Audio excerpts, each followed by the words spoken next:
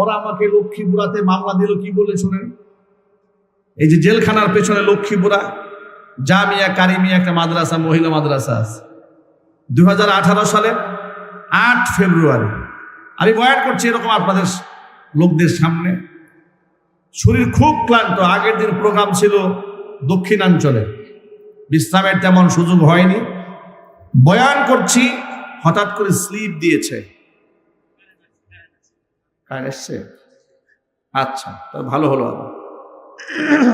আলহামদুলিল্লাহ বলেন। স্লিপ দিয়েছে, বয়ান শর্ট করতে হবে, বয়ান শর্ট করতে হবে। মনে মনে চিন্তা করো কি ব্যাপার, সারা দুনিয়ায় সব শ্রোতাদের পক্ষ থেকে আবেদন থাকে, হুজুর বয়ান আরেকটু লম্বা করেন। এই কোন মাহফিল হঠাৎ করে বয়ান শর্ট করতে বললো কেন? বয়ান শর্ট করলাম, স্টেজ থেকে নামলাম, পরে বললো যে একটু ঝামেলা হচ্ছে মনে হয়, আমরা নিরাপদে বাসায় চলে গেলে ভালো হবে। গাড়িতে উঠেছি, গাড়িতে মনে হয় আপনার 10-15 ফিট মাত্র এগিয়েছি, সামনে পুলিশ ব্যারিকেড দিয়ে দাঁড়িয়েছে, পিছনে আপনার ডিবি গাড়ি, আমাকে গাড়ি সিনেমার স্টাইলে একেবারে ঘেরাও দিয়েছে। ঘেরাও দেওয়ার পরে দুজন দুপাশে বসেছে, এরপরে আমার ড্রাইভারকে নামিয়ে দিয়েছে, প্রশাসনের লোক বসেছে, মানে এক সন্ত্রস্ত অবস্থা। জিজ্ঞেস করলাম কি ব্যাপার, আপনারা এমন করছেন কেন, আর নিয়ে যাচ্ছেন কোথায়? বললো থানায় নিয়ে যাচ্ছে। থানায় বলাতে মনটা একটু শান্ত হয়েছে, কারণ তখন তো হঠাৎ করে গুম করে ফেলে, খুন করে ফেলে, এটা তো এমন এক মানে রাষ্ট্র তারা কায়েম করেছিল, এখানে খুন করলেও খুনের বিচার নাই। গুম হয়ে গেল, মানববন্ধন করবেন যে অমুকে গুম হয়ে গেছে, এই মানববন্ধন করার কোনো সাহস ছিল না এই দেশের মানুষের। কথা বলেন। নিয়ে গেল, এরপরে ওসি সাহেব ছিল আমিনুল ইসলাম। জিজ্ঞেস করলাম, জয়দেবপুর থানার ওসি, জিজ্ঞেস করলাম আমার অপরাধ কি, নিয়ে আসলেন মাহফিল থেকে? বলে হুজুর আমি আপনাকে ধরি নাই, আমি কিছুই জানি যে আপনাকে কেন নিয়ে এসছে, সব উপরের নির্দেশ। কোথাকার নির্দেশ? উপরের নির্দেশ। কথা শুনে মনে হয় জিব্রাইল নির্দেশ দিয়ে গেছে। এরপরে থানার গারো দিয়ে নিয়ে রাখলো, প্রচন্ড শীত। হাসান উদ্দিন সরকার, উনাকেও কিছুক্ষণ পরে ধরে নিয়ে আসছে। ওনাকে আমি চিনি না, তো ওনাকে দেখলাম বৃদ্ধ মানুষ, আপনার লাঠি ভর করে দাঁড়াতেও পারে না, কষ্ট হচ্ছে। তাকে দেখে দুজনে গারদে এক রুমে বসা, তো লোক নাই। মনে মনে চিন্তা করলাম আমি না হয় জোয়ান মানুষ, আমাকে ধরেছে, এই বুড়া মানুষটাকে কি জন্য গ্রেফতার করছে? জিজ্ঞেস করলাম চাচা আপনি কি রাজনীতি কিছু করেন নাকি? চিনি না তো, আপনাকে এভাবে ধরলো কেন? আমাকে বলছেন, উনি পরিচয় দিয়ে বলছে আমার নাম হাসান উদ্দিন সরকার, বাড়ি আমার টঙ্গী। আমার নাম শুনেছেন? আমি বললাম সম্মত শুনেছি, কখনো দেখিনি। তখন তিনি তার ব্যক্তিগত পরিচয় দিলেন। শুনলাম যে উনি বড় পলিটিশিয়ান, বুঝলাম অনেক বড় রাজনীতিবিদ। এই জীবনের প্রথম উনি আমাকে দেখে, জীবনের প্রথম উনাকে আমি দেখি। আমি তখন পরিচয় দিলাম আমি বুটবাজার কেন্দ্রীয় মসজিদের খতিব। তো উনি আমাকে খুব আশ্বস্ত করলেন, সন্তান তুল্য স্নেহ করলেন, আমিও তাকে পিতৃতুল্য শ্রদ্ধা করলাম। রাত কেটে গেল, সকালবেলা আদালতে উপস্থিত করেছে। আদালতে দাঁড়িয়ে দেখি দুইজন এক মামলার আসামি।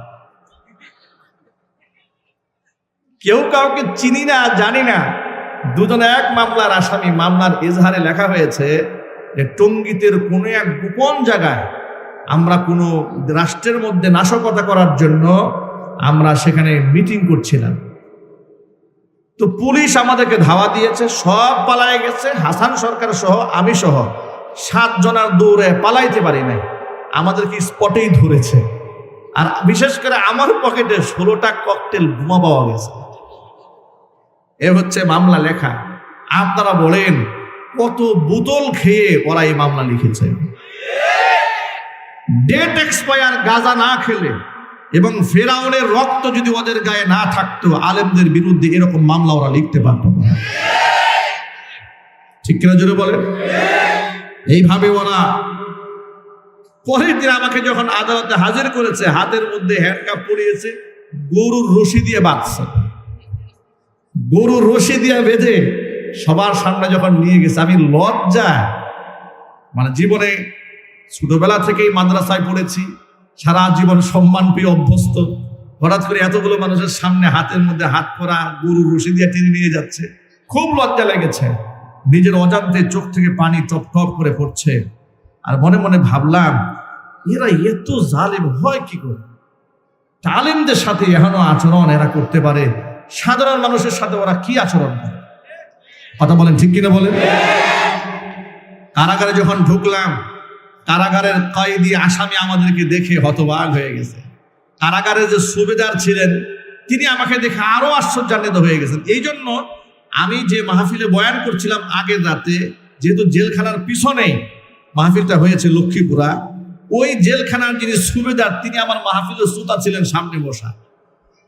উনি আমাকে বললেন, হুজুর কালকে আপনি বয়ান করতেছিলেন? আমি বললাম, হ্যাঁ, ওই মাহফিল থেকে তো ধরে নিয়ে আসছে আমাকে। তো সুবেদার সাহেব খুব আফসোস করলেন যে কাজগুলা ঠিক হচ্ছে আলেমুল আমাদের সাথে। আমি গিয়ে দেখলাম সেখানে চোরের আসামি আছে, ডাকাতের আসামি আছে, নানা ধরনের নেশাগ্রস্ত ব্যক্তিরা আছে। আমাকে দেখে বলতে, হুজুর আপনাদের মতো লোকদেরকে যেহেতু ওই জালেম ছাড়ে নাই, আপনি নিশ্চিত থাকেন আল্লাহর গজবের উপর পড়বেই। আল্লাহর গজব এমন ভাবে পড়েছে, আল্লাহর গজব এমন ভাবে পড়েছে, আমি ওই দলের কর্মী বা নেতা এ কথা বলার সাহস টেকনাফ থেকে তেঁতুলিয়া, রূপসা থেকে পাথুরিয়া একটা লোকেরা নাই। কথা বলেন, ওরা ইতিহাস হয়ে থাকবে ইতিহাসের পাতায়, যেভাবে ইতিহাস হয়ে আছে ফেরাউন, নমরুদ, আবু জাহাল, কারুন, হামান, হাসিনা, ঠিক আবু জাহালের মতো ইতিহাস হয়ে থাকবে।